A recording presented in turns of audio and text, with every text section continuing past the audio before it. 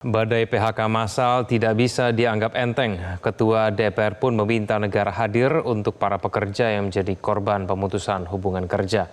Merespon maraknya PHK, Presiden Prabowo menyatakan akan membentuk Satgas Mitigasi PHK. Kemarin kena PHK di bulan Januari. Susah, persaingannya juga banyak kan. Ada yang dari sarjana, dari D3, sedangkan aku masih lulusan SMK dan kita juga harus menjaga kepentingan para investor juga. Kalau mereka tidak investasi, tidak ada pabrik, kalian tidak bekerja. Jangan biarkan pekerja yang di PHK berjuang sendirian. Itulah pesan dari Ketua DPR RI Puan Maharani yang menyatakan negara harus hadir mendampingi proses transisi tenaga kerja dengan pendekatan yang nyata dan terukur. Pemerintah memastikan negara hadir memberikan kepastian bagi pekerja.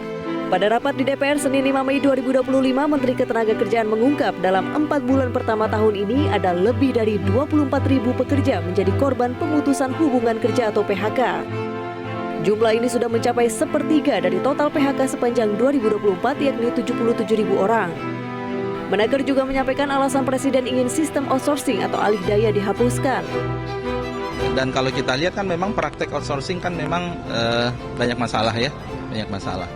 Jadi ada orang yang kemudian udah usianya 40 tahun, 50 tahun masih aja di outsource gitu ya, tanpa ada karir dengan gajinya tetap UMP, bahkan kontrak UMP tapi ternyata realitasnya dibayarnya seperti apa. Jadi ini banyak ya, jadi banyak kasus. Dan Pak Presiden kan minta kalau kita cermati dihapuskan, tapi juga realistis dan kemudian meminta Dewan Kesejahteraan Buruh untuk mengkaji itu. Pada peringatan Hari Buruh 1 Mei lalu, Presiden Prabowo menyatakan akan membentuk Satgas Mitigasi PHK dan berjanji akan menghapus sistem outsourcing. Saya akan membentuk segera Dewan Kesejahteraan Buruh Nasional yang akan terdiri dari semua tokoh-tokoh pimpinan buruh seluruh Indonesia. Kita kalau bisa tidak segera tapi secepat-cepatnya kita ingin menghapus outsourcing. Tapi saudara-saudara, kita juga harus juga realistis. Kita juga harus menjaga kepentingan para investor juga.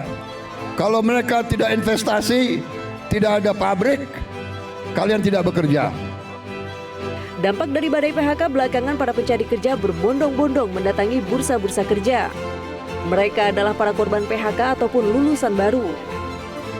susah, persaingannya juga banyak kan.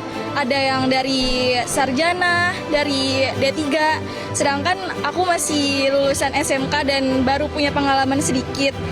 Apalagi kebanyakan kalau kerja kan berpengalaman minimal kurang dari 1 tahun atau lebih. Nah itu yang bikin aku langsung kayak, padahal aku mau kerja di sini untuk mencari pengalaman gitu Kak. Emang lagi nyari kerjaan kan, coba buat ngeplik dan lihat-lihat aja sih di sini. Kalau mbaknya sendiri sebelumnya gimana? Apa bekerja atau gimana? Aku lagi nggak bekerja. Kebetulan kemarin kena PHK di bulan Januari. Tim Liputan Metro TV.